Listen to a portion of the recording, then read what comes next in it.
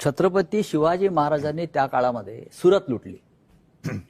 सुरत का लुटली? कारण सुरतमधून ब्रिटिशांना पैसे जात होते ईस्ट इंडिया कंपनीला, म्हणून त्यांनी सुरत लुटली. त्याचा राग आजही त्यांच्या मनामध्ये आहे की आमची सुरत लुटली. त्याचा बदला म्हणून ते मुंबई लुटतायत का, हा माझ्या मनात प्रश्न आहे आणि मराठी माणसाच्या मनात प्रश्न आहे. ज्या पद्धतीनं मुंबईची लूट सुरू आहे, म्हणजे मला तर असं कळलं की सध्याचे जे राज्यकर्ते आहेत त्यातले जे डेप्युटी राज्यकर्ते आहेत उप, ते दिल्लीत जातात तेव्हा मोठ्या थैल्या घेऊन जातात आणि जोपर्यंत त्या थैल्या त्यांना मिळतात तोपर्यंत ते राज्यावर राहतील. हे थैलीचं राजकारण मुंबईतून अनेक वर्ष, म्हणजे काँग्रेसच्या काळापासून मुंबई ही थैल्या देण्यासाठीच निर्माण झाली की काय, ते आता त्या थैलीचा आकडा वाढत चाललेला आहे. तर मुंबईचं हेच महत्व आहे का कायम की दिल्लीला थैल्या पोहोचवणं?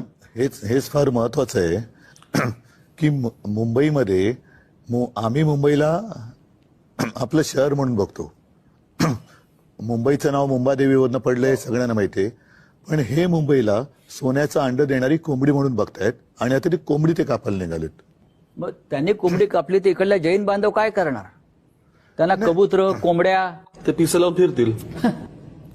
कारण मुंबईसाठी तो अत्यंत गंभीर प्रश्न आहे. हा वेगळा. मला काय म्हणायचं, मी परवा दिवशी म्हटलं ना, मला असं वाटतं महाराष्ट्रामधले जे आमचे विरोधकही असतील, जे कोणी असतील, मला असं वाटतं महाराष्ट्रामधल्या प्रत्येक पक्षातल्या राजकारण्यांनी या गोष्टींचा विचार करणं गरजेचं आहे की हे आत्ता नेमकं काय चालू आहे आणि महाराष्ट्राभोवतीचा हा काय विळखा आहे, हा मला असं वाटतं प्रत्येकाने ओळखला पाहिजे. तुम्हाला सत्तेसाठी म्हणून तुमच्याकडनं काही गोष्टी करून घेतात किंवा काय करतायत हा नंतरचा भाग. नंतर पश्चातापाचा फक्त कपाळावरती हात मारायला लागेल प्रत्येकाला.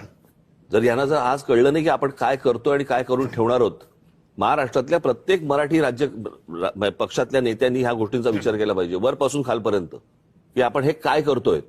म्हणजे मराठी म्हणून सगळ्यांनी एकत्र यायला पाहिजे. नाही, मराठी म्हणून या गोष्टींचा विचार आहे. बघा, आपापले मतभेद सगळे असतील, भांडणं असतील, मतभेद असतील, सगळ्या गोष्टी असतील. मला असं वाटतं, मी मगाशी म्हटलं त्याप्रमाणे महाराष्ट्रापुढे काही नाही. पण आज ते चिंतामणराव देशमुख कोणी आज व्हायचं? भारतीय जनता पक्षामध्ये लोक असतील किंवा अजून त्यांच्या बरोबरचे इतर सहकारी कोणी असतील किंवा अजून कोणी लोक असतील, प्रत्येकाने या गोष्टींचा विचार करणं गरजेचं आहे. महाराष्ट्र माफ नाही करणार आपल्याला.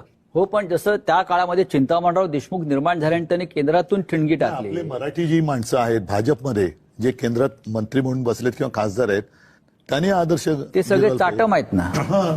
आता तो आदर्श वेगळा आणि आदर्श घोटाळे करणारे त्यांच्या मांडीला मांडी लावून बसतात, ते काय चिंतामणराव